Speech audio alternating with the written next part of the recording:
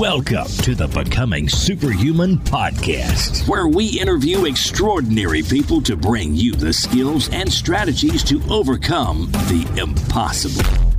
And now, here's your host, Jonathan Levy.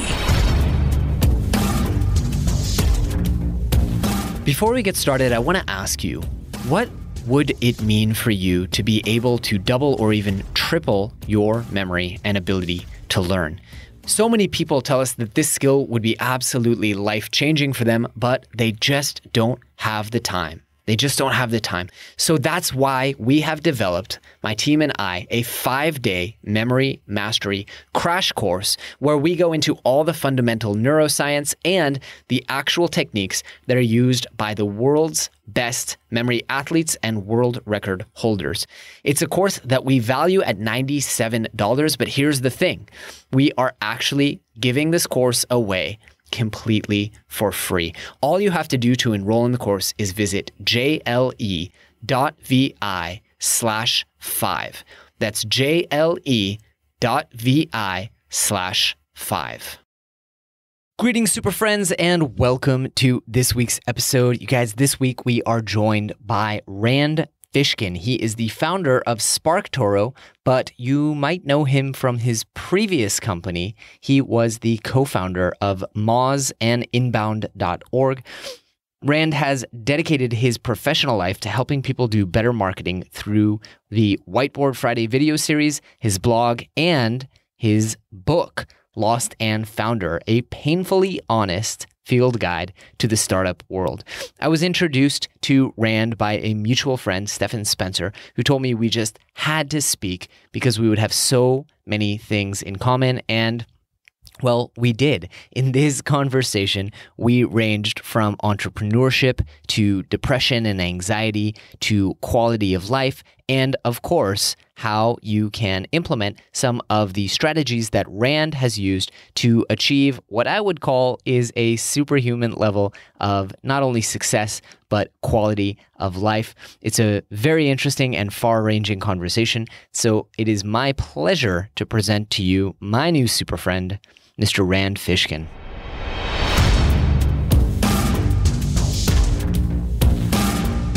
Mr. Rand Fishkin, welcome to the show, my friend. How are you? Very well, Jonathan. Thank you for having me.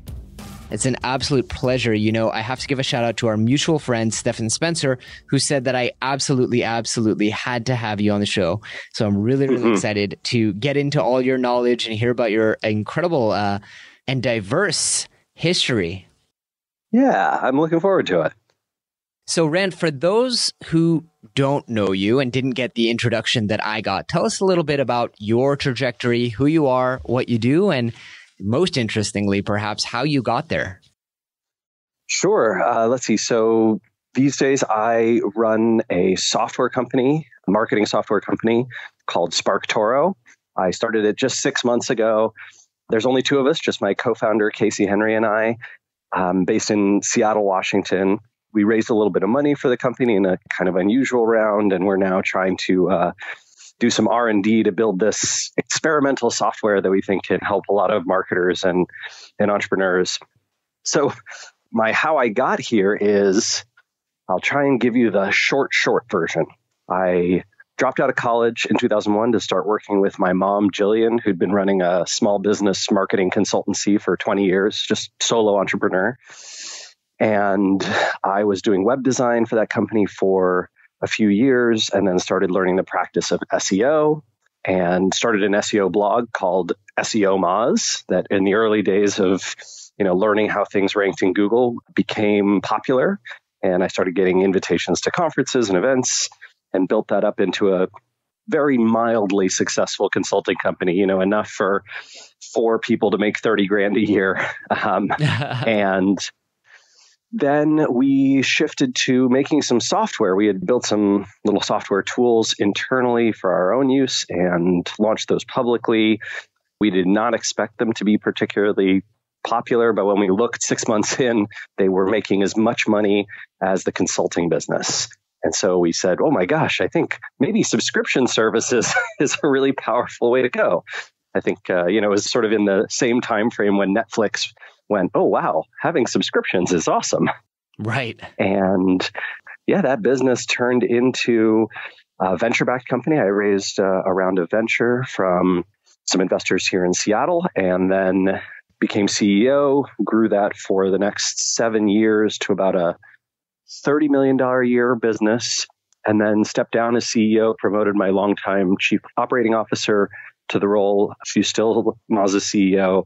I was there for the last 4 years and then left this year. Moz is bigger now, but the growth rate slowed considerably. It's about a $57 million a year company. I'm still chairman of the board. And yeah, I do lots of speaking and events. And I wrote a book called Lost and Founder that's sort of about the experience of building a company and why it may not be quite as glamorous and celebrated as it unfortunately is. Right. Especially in the tech world. Totally. I'm a recovering Silicon Valley native, and I ran away from Silicon Valley half a decade ago for exactly that reason. I do want to ask, and I love your humility. I'm going to brag for you. For those who don't realize, Moz is a huge name in the world of SEO, search engine optimization. And I'm quite sure that if the person who runs my SEO knew that I were on this call right now, he would pee his pants. You guys have really accomplished quite a bit and have become a household name in the world of search engine marketing. Rand, what caused you to leave Moz and go for a new opportunity where just, by all measures, you were at the pinnacle of success at that moment? Oh, gosh. So I think, let's see, first, I'm going to dispel the notion that we were at the pinnacle of success. So one of the interesting things about being a venture-backed company is that the requirements for what you need to accomplish are dramatically different from what a business that's funded by other sources, either self-funded, bootstrapped, or funded by angel investors, or funded by an accelerator, or, all sorts of other types of options, loans, et cetera. Okay, so Moz is a $57 million a year business growing at maybe 10 or 11% year over year. And that would be considered sort of a halfway between failure and stuck in the middle for a venture-backed business.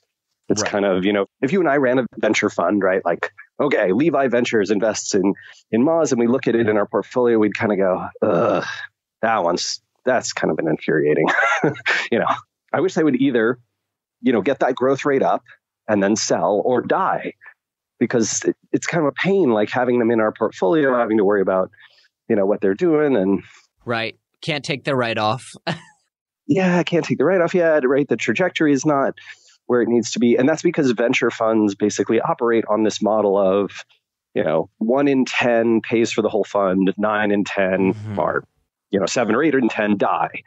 And, the sort of, well, it's doing okay, but it's not great. You really want, 30% plus growth rate. So Moz is a very successful business if it were not for the fact that it is taking venture funding, right? Yeah. And isn't that such an incredible shame? I mean, I invested in a few startups after selling my last business. And one of the things that was most, to use your term, infuriating to me, because I come from the world of non-venture backed. Like, I have made all my money bootstrapping companies and I've never raised money. And I invested in a company, won't name which one, that was running a very profitable $10 to $12 million a year business. But that was a failure by all measures of all the investors, aside from me. Right. And they ended up selling the company at a loss, effectively. Whereas I'm sitting there like banging my head against the wall saying that you guys have a $10 million a year business that's profitable. Like, how many people would kill to build this business? And they ended up just selling it, as an acqui-hire, because it was, in their eyes, the investors had convinced them that this business was just not worth running. And I thought that was such a waste. Yeah. We can get into this or not, but there are alternatives popping up. And with SparkToro, I chose a very alternative path because of this. But let me go back to your original question, as I feel like I unfairly ducked out of part of it, which is, so I left Moz, for 4 years after stepping down as CEO, I think partially because I felt like the direction that I wanted to take the company was not the direction that the rest of the leadership team wanted to go. And I say leadership team, I really just mean, the CEO and I disagreed about where things were going. But we also, unfortunately, very painfully had a personal falling out. And I think I'm not a person who I don't separate business and personal at all. I don't really think there is a distinction. I think that, if you care about people, people are people, right? And you put those things first. So that's a weird way to operate. I realize that lots of other, business people, whatever that means, don't do it that way, but that's how I am. And so, yeah, it was a very hard, especially the last few years, or, really painful journey. But Moz gave me a nice severance that's helped me build this new company. And, I'm hopeful that by taking this alternate approach, I can have a business that, to your point, right? I think one of the ways we've structured SparkToro is, look, if it gets to $50 million in revenue, that'll be phenomenal and fantastic. But it doesn't even need to get to $5 million in revenue to be a great company that is a great outcome for its employees and investors and customers. Love that. That was our intention. Yeah. I love that. And we've had David Heiner Hansen on the show a couple times. Yeah. And every time I love his philosophy, and I love his very contrarian views, not just about the way work is done and productivity and doing things that matters, but he's got some really, really great views on what it means to actually build a software business and what a business should actually look like. Yeah, no, I love following him on Twitter and have followed a lot of his work and got the recent book. And I sometimes want to ask him about his politics because I feel like I agree with him 70% of the time. And then the other 30%, I'm just like scratching my head and going, what does that mean? What's going on? But yes, I need to interview him myself or have dinner with him or something. He's one of the most fascinating people I know, just like in his own right, an absolute brilliant genius, but has that like quirky edge. And he's definitely not afraid to break some eggs to make a cake, I mean, I do love that in a person, right? Just the willingness to put all of themselves out there, which I think a lot of us are scared to do. I think that there is real consequence and a feeling of shame. I talked about this. I've written on my blog and in the book about getting depression, which is something that caused me to step down from the CEO role. Was that 4 years ago? And when I wrote about that, I had a lot of people reaching out saying, hey, I've also gone through this and I really appreciate you sharing your story, because one of the worst parts of depression is feeling alone, feeling like no one else gets it. No one else has been there. No one else is with you on that, awful journey. And I think, when you break through the sort of shame and the cultural norms against talking about this stuff, you really, can change a lot of people's lives and minds. I mean, this is the whole concept behind diversity and inclusion too, right? That if I see people who are going through the same thing I'm going through, people who look like me, act like me, have the same, whatever it is, right? Mental and emotional illnesses or, ethnic or religious background or disability or whatever. When I see those things in public life from people who I consider successful, I realize that I too can do those things. And I think that's really big. Totally. And I appreciate you sharing, about depression, because it is something that not enough people talk about, even if they're already through it, but certainly not when they're in the middle of it. Yeah. And, I've been very open about my history of depression, and I've recently had bouts of depression. And, it's incredible to me, like how many people feel that they're alone. I've been through this rodeo before, as I like to say. And so I know that I'm not alone. And I know when depressive symptoms come on and I'm tired all the time, or I lose interest in hobbies, I know exactly what's going on. But I can only imagine, people going through it their first time, especially people who are outwardly, quote unquote, air quotes, successful, right? Either running businesses or working their dream job. I can only imagine the thoughts that go through their heads of like, what is going on with me? And, thinking that something is wrong. Yeah. Well, I mean, certainly there's that like nonsensical, voice in your head that becomes the one you listen to, right? That says that everything you've built is garbage and everything that you do and everything you see around you is terrible. That obviously is really harmful to, your whole self-motivation and your ability to perceive the world clearly, your ability to make good decisions, which I think is exactly what a CEO and founder needs to do. Totally. But it's also, the correlation is ludicrous. I ran Foundry Foundry was one of our investors, Foundry Group out of Boulder, Colorado, and they're a wonderful venture firm. I think as far as venture firms go, as good as it gets. Just a great team, great people, truly care about their investments and the people behind them, and it shows. But even they have stories of, not treating an entrepreneur great and people who are frustrated with them. And I think that's just the business, but they run this really cool sort of, 2-day long, 1 day, 2-day long seminar in Boulder every year, get all their portfolio CEOs together. And I remember they had a session on sort of like maintaining your mental and emotional health. And Brad Feld, who's one of the partners there, was running that. He asked, all the CEOs in the room, there was about 40 of us maybe, how many of you have dealt with severe anxiety or overwhelming, depression, those kinds of things during your tenure as CEO? Every hand in the room goes up except two.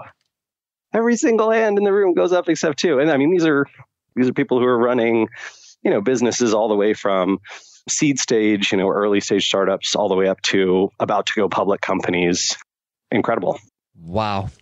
It's incredible because, we hear the numbers, but to have it in such a stark, and also the selection bias in that room, right? Those are people who, again, are supposed to be on the less stressful part, right? We're venture backed. We have a great network of mentors and investors, and that's supposed to be the fun part.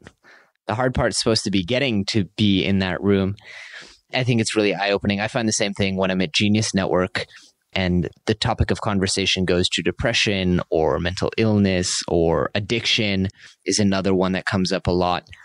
And it's exactly as you said, entrepreneurship is not nearly as glamorous. I don't think that there was a great article this week written about the kind of Gary Vee style, what they called struggle porn. I don't know if you saw this on Medium. I did see that. Yep. So I don't think it's as hard as that. I don't think it needs to be like your life should be hell and you shouldn't see your children. And I've very openly spoken out against that. But, it's definitely not the other side of the Instagram spectrum, which is glamorous jets, models, and water skis. Oh, geez. I mean, yeah, you're doing it wrong on both sides if that's how it is. Well, it's like, have you ever seen that? There's a great diagram which goes, my life as an entrepreneur. And I think it perfectly illustrates why both sides of that spectrum are shown in the kind of Instagram culture of entrepreneurship. Because it's like, it essentially looks like a cardiogram. And it's like, oh my God, I'm a genius. Holy crap, I'm going broke. Oh my God, I shouldn't have ever doubted myself. I'm the smartest person ever to live. Holy crap, we're not going to make payroll. And this is like, you look at the bottom of it and these are like the span of a half an hour, right? It's just like your normal ups and downs as an entrepreneur. Like, oh my God, that vendor paid their bill. We're going to be rich. And oh crap, we forgot the Amex bill is due next month. Yeah. Definitely been through all of that. So when Moz was SEO Moz, when we were, just starting the SEO consulting business, my mom and I had about $500,000 in debt. We had a much smaller amount of debt, and then we were unable to pay our bills for a while. And so the interest and the penalties racked up, and we were trying to dig ourselves out of that hole for 4 years. That was gruesome. Yeah, you have to wonder how in a situation like that, someone doesn't have panic attacks or anxiety attacks. Yeah. It's so much. So tell me about how you are building your new business completely differently. You said you raised money differently. Yeah. In the years since I made angel investments, almost all of which failed, or, I got my money out less, a couple $100. I have been kind of outwardly outspoken against this whole venture model, not just because of the pressure that it puts on, but again, I'm really against waste. And it really, really bothers me to see good work wasted and or bad work wasted because people have millions of dollars in the bank and they can afford to work on ideas that some venture capitalists thought was a good idea, but no customer is actually paying for. You know what I mean? Yeah. So I'm a big fan. This is, I think, why I get along so well with David. I'm a big fan of alternative means of entrepreneurship. I practice them. I'd love to hear how you're doing things differently this time. Sure, absolutely. I would add to that list of, frustrations around the venture model. I hate that the whole thing, the entire industry is just a tax dodge vehicle. I mean, that was sort of infuriating. Well, so venture capital was created, right, just to dodge ordinary income from making when you invest in a company and the business makes profits and they pay dividends, you pay ordinary income rates on that income, right? Mm-hmm. But if you can get a business where you never actually see any profits and there's no dividends paid, and you only make money when it, quote unquote, exits, right? When you sell stock, then you get to pay capital gains rates. Right. Long term. Yeah. Yeah. So the venture model is basically, it is a less good model, in all the sort of stats and studies, economic studies and stats, less good model for entrepreneurship than any of the other models, but it's a better model, slightly better model for making money because of the tax dodge, because you can basically convert what would be a bunch of investments that make you ordinary income into capital gains and save whatever, 20, 25%, 30% on your taxes. Huh. I had never thought of that. Yeah, that's why it started existing in the 70s, right? It came to pass because, all these rich investors had lobbied Congress to get the capital gains rate. Anyway, blah, blah, blah, blah, blah, blah, blah. So I don't love that aspect of it either. And I think that's, I don't know, I don't really want to participate in tax dodging, even if it's legal. It's just not, it doesn't feel ethical. It's not like the right thing to do for the world. So yeah, I'd agree with you. But when the president doesn't pay taxes, it kind of makes me feel dirty paying taxes. I got to be honest. It's like I pay more taxes than the president and he's a billionaire. I mean, I agree with that. And also the feeling it causes in me is I feel like, oh man, I need to really step it up and pay my taxes because I love roads and sewers and not being invaded. And that's going to be the quotable for this episode. I love roads, Rand Fishkin. I do. I mean, I love, subways and streetcars and light rail even more. But all these services that I get, from the government, it's a miracle to me. I mean, I had a tough time running a 200-person company. To me, it's unfathomable that the federal government with 1.4 million employees or whatever it is can operate at all. That's a miracle. We should all be in awe of that organization. If you've ever run a company with 15 people, you should be in awe of the federal government. Like, totally. They can get mail delivered and highways repaired. It's incredible. Okay. So You had asked how SparkToro is different. Yeah, a bunch of different ways. So basically, we raised $1.3 million from a group of 35 individual angel investors. And so, between 25,000 to 100,000 each. And the way it operates is that those folks do own shares essentially in the LLC. Those shares work in the way that a lot of partnerships work, like law firms and those types of companies, in that they get dividends paid out when the company makes a profit. And they also, if the company's ever sold, they'll get whatever percentage they own out of it. So, let's say that you had, Jonathan, invested 1.3 million all yourself. So now you own whatever it is, 24% of SparkToro.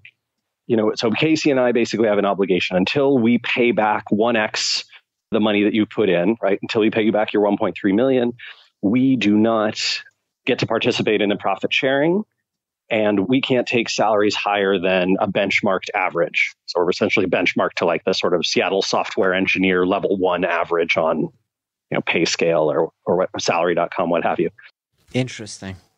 So once we repay that 1.3 million through profits, we all participate pro rata in the profit sharing. And then, if and when the company sold, everyone gets the greater of, or their choice of, the amount they invested or the percentage of the company that they own in a sale situation. Fascinating.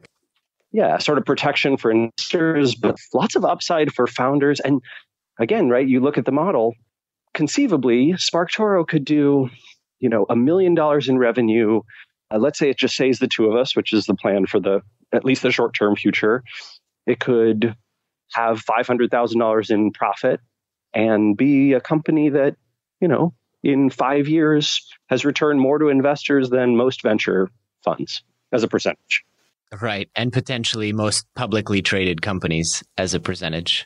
Yeah, it doesn't have to make very much. It's kind of weird. Now, granted, obviously, Casey and I have higher aspirations than that.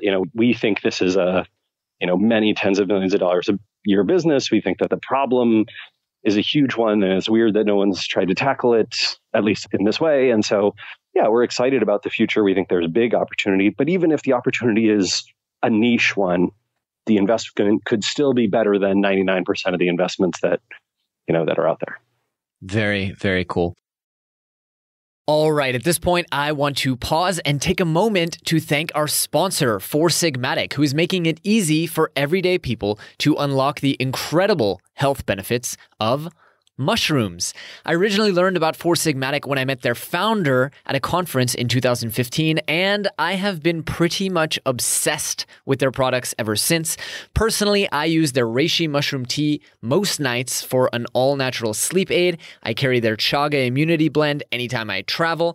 And I've also pretty much switched out my usual coffee or yerba mate for their unbelievably awesome mushroom coffee, either in ground or in instant form. Now, what I love about the mushroom coffee is that it combines chaga for immune support with lion's mane for intense focus. And because of that, I actually find it to be more effective than most nootropics or stimulants, including Ritalin, despite having only 40 milligrams of caffeine. It's honestly insane. If you haven't tried out their products, I strongly, strongly recommend you do so. And to encourage you to give them a try, we've actually teamed up with Four Sigmatic to bring you an incredible 15% discount. To take advantage of that, just visit foursigmatic.com/superhuman today. All right, back to the show. So I want to change gears, Rand, and ask you a little bit about the way that you achieve performance and productivity and motivation. I mean, as we've discussed, you and I both have had bouts of depression, and yet by all measures, I think you've learned a lot, you've accomplished a lot, and you've done a lot of really, really good thinking and make great decisions in your life. So I want to ask you a little bit about kind of your philosophy for keeping yourself at a high performing level. What are the things that you do, the regimen that you adhere to, and how do you stay and become superhuman? Interesting. So I think of myself as incredibly human. I'm a somewhat frail person. I get sick a lot, unfortunately. Oh, I'm sorry. No, that's okay. I don't have any particular, at least not that I'm aware of, I don't have any particular, like terrible illnesses or those sorts of things. So I'm very lucky in that respect. But I am, just bad immune system, and lots of travel and events and handshaking and planes and all that, I think leads to those sorts of things. I think that there are a few things that make me seem superhuman to other people sometimes, right? They look and they're like, gosh, how do you have time to do all these things? And the reality is that I often feel like I have plenty of time. I get to choose what to do with my time. And so the biggest ones are sleep, getting lots of good sleep. I try and get a full 8.5 hours as best I can, right? In bed, which usually equates to around 7.5 to 8 hours of sleep for me. When that suffers, my productivity does too, right? I can't get as much done. The quality of the work isn't as good. If I have a few nights where I'm getting, 6 hours of sleep, the next few days, getting through any task, feels like I have to be the Hulk in order to do it, right? It's just tearing my teeth out, and it's so difficult. Getting things accomplished is so difficult. And I think there are people in this world, a lot of people that I've met in the worlds of business and entrepreneurship who are chronically sleep deprived. And that is why every task to them feels like they need to be superhuman to accomplish it. And when they see people cranking through, oh my God, how did you clear out your whole inbox and write a blog post and finish that presentation that you have to do for that conference and get your, budget numbers to your board and whatever it is, right? And review this book that your friend sent you. That's impossible. No one could possibly do that in a week, and I go, well, if you had 8.5 hours of sleep every night, I bet you would do it. I bet that's a big missing piece. So I think that's one. Another big one is saying no. Yes. I get a lot of requests. I have to be picky. As my profile and career have grown, there are a lot of things that people ask that I want to say yes to and that I'd love to help with and that I think probably could be helpful for their business. And I have to just reply and say, sorry, overwhelmed. Can't do it. And sometimes that makes me sad or disappointed, but that's the way it goes. And then there's things that are on the borderline. I think those are the toughest ones where people are like, gosh, I I wish I could do that, but I can't do many of those. And so for those types of tasks or those types of asks, I will often reply with, here's how I can do this. If I time box this, or we heavily define it, right? If we say, hey, would you be up for meeting for coffee and discussing my new startup that I'm building? It's in this space. I think you'd be really interested, blah, blah, blah. I'll say, look, coffee is tough. It means transportation time for both of us. It's, a challenge. However, we can do a 15-minute phone call, or if you have specific questions, you can shoot at me via email and I will respond. And a lot of times they had one question, right? It would be like, hey, can you introduce me to this person? Well, that didn't require an hour of coffee and an hour of transportation time for both of us. That required 2 minutes from me copying that person in or not. There you go. I love that. I literally just had a conversation with Jeff Sanders, and we were talking about how no is the most powerful productivity tool ever. And also, I love the idea, I call it conditioning people, conditioning people not to expect an email reply in the same day, conditioning people to appreciate your time and not spend an hour and a half of coffee time and travel time. I really, really love that. And I used to worry that people would think I was robotic or call me a douchebag. But in reality, I find that people, like children, adult people, really respond well to boundaries and respect the direct, open communication of it. And if you do it in a very sincere way, and I can tell that you're a very sincere person and very humble person, people understand that it's not coming from a place of ego. It's coming from a place of necessity. Yeah. I think that's absolutely the case. I was going to say the third and final thing that's actually hugely helpful for me and maybe more tactical than any of the others is I run my entire life through just one system. And right now that's Google's, Gmail and calendaring. If it's not in my calendar or in my inbox, it doesn't exist. So I don't deal with, whatever LinkedIn messages or Facebook messages. I don't do Slack. I don't do, Twitter DMs. I don't do, any sort of other systems. I didn't even do it at Moz, right? I was basically, nope. It exists in one of two places. It's either calendar or it's Gmail or it doesn't exist. Oh my God, I'm so jealous. Yeah, that makes a huge difference. I tried doing the Slack thing, and we had a precursor to Slack before that. I found that it was non-additive at all.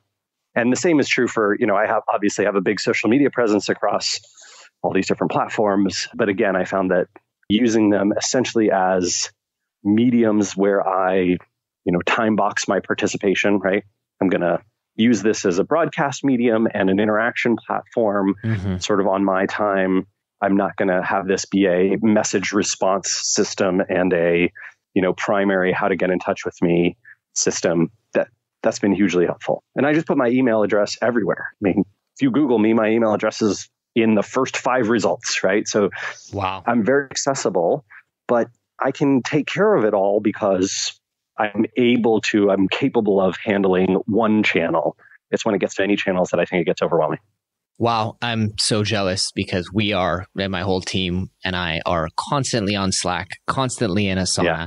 It's like, did you share that in the Zoom chat or in the Slack chat or in the Asana task, or did you email it to me? We got to pare down because it's a whole thing. It's like you can spend your entire work week just trying to keep up with all these various different systems. So I really, really admire that. I try to box in my my use of these systems, but they're so hyper addictive, Yeah.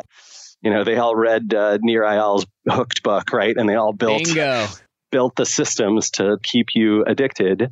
But yeah, I found that it was weird. So when I left Moz, and obviously my obligations at Moz as sort of an evangelist and a product person and marketer and, founder / chairman of the board, my obligations were sort of all over the place. But when I started SparkToro, you're starting a new business. There's a tremendous number of things you have to do of all kinds, but managing all of that, I would find myself getting all the work I had set for myself done in 3 or 4 hours in a day. Right.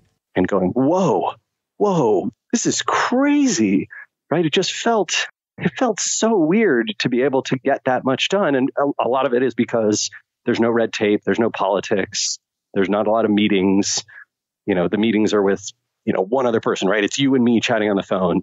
Or, there's nothing stopping me from making progress, as opposed to a larger organization where, a lot of it is communication and getting buy-in and making people feel comfortable about things. This is why small companies can run circles around big ones. There you go. Totally. Rand, tell me about Lost and Founder. I love the title. And I love, when I Googled and searched, it was like Rand Fishkin Bears All, a painfully honest field guide. Tell me about this book that you've written, why you felt the need to write it, and what people can gain from reading it.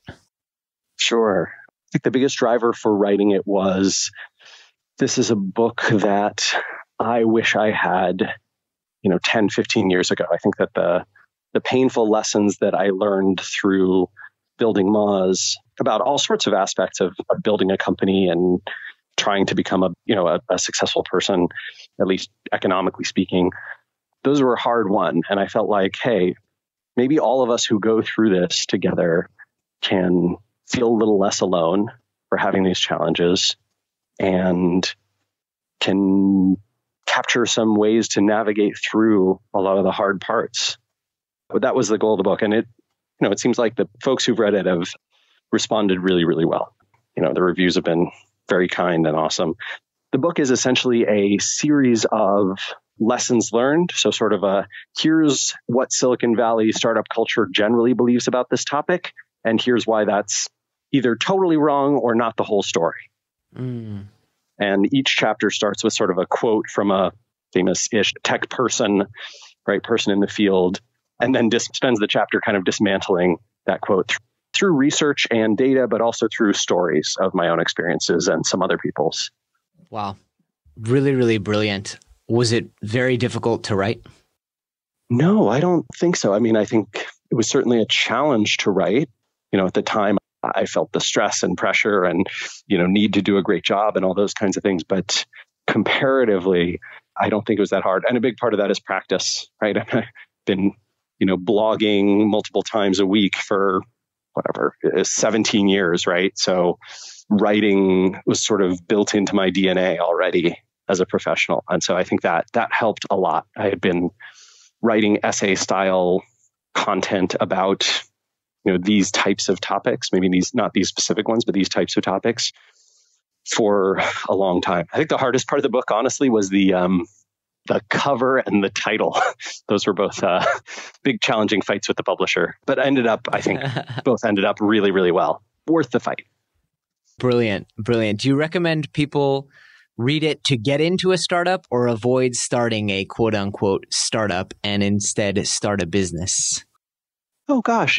I think the right thing to do is to know as much as you can about the different worlds and options available to you, and then make the choice that feels right to you. So there's nothing wrong with starting a venture-backed business. Most folks should not, because most businesses aren't built for the venture model. But if that is your passion and you love this idea of going for the $1 billion outcome and you don't mind the risk and the odds and the structure and those kinds of things, heck yeah, go for it, right? Don't let me stop you.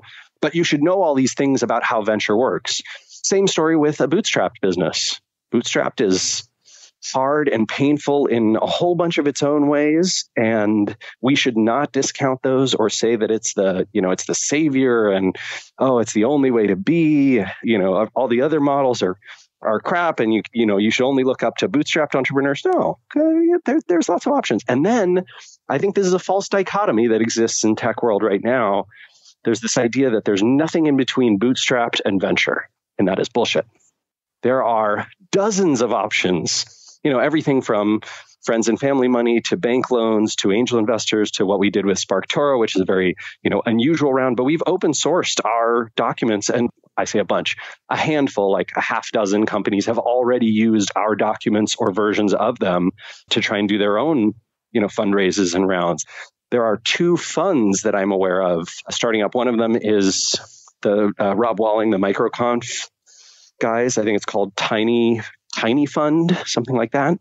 And they are basically structuring their fund similar to the SparkToro way, where you can, raise money and then pay it back through dividends and have this very alternative form of funding and the sort of structure of, an LLC, but a methodology that works for institutional capital. So yeah, there's a lot of alternatives. Don't restrict yourself. Don't think that there's only one or two ways. Very, very cool. So Rand, I want to be respectful of your time. Before I do that, where can people reach out to you, learn more, get in touch with you? Yeah, absolutely. So I am rand@sparktoro.com if you want to email me. And I'm most active on Twitter where I'm at randfish. Awesome. Rand, before I let you go, I want to ask you, biggest takeaway that you hope people hold on to from this episode and carry with them for the rest of their lives? Oh, gosh. Tough question. Yeah, in the business world, right? I think one of the big problems is that the media and press and popular culture focus on one kind of story. And, historically in tech, right, that's been like the big venture-backed company. But that doesn't tell the whole story and it doesn't tell all the options out there. And I think anytime you are thinking about, hey, we should do this because it feels like what's right or what's popular or what everybody else is doing, I would question that common wisdom, right? Whether that's, let's have an open office plan because all the hot companies doing open offices, or let's get a chef in-house, or, let's try and work crazy hours, or let's raise venture capital, or, the 1,000 things on that list. You should question the common wisdom and choose your own path. I love that. And those are wise words as well to live by. Rand Fishkin, I want to thank you so much for spending your time. I really enjoyed our conversation, and I know that our audience will as well. Yeah, me too, Jonathan. All right, take care of yourself. See ya. All right, super friends, that is all we have for you today, but I hope you guys really enjoyed the show, and I hope you learned a ton of actionable information, tips, advice that will help you go out there and overcome the impossible. If you've enjoyed the show, please take a moment to leave us a review on iTunes or Stitcher, or drop us a quick little note on the Twitter machine at GoSuperHuman. Also, if you have any ideas for anyone out there who you would love to see on the show, we always love to hear your recommendations. You can submit on our website, or you can just drop us an email and let us know. That's all for today, guys. Thanks for tuning in. Thanks for tuning in to the Becoming Superhuman podcast. For more great skills and strategies, or for links to any of the resources mentioned in this episode, visit www.becomingasuperhuman.com/podcast. We'll see you next time.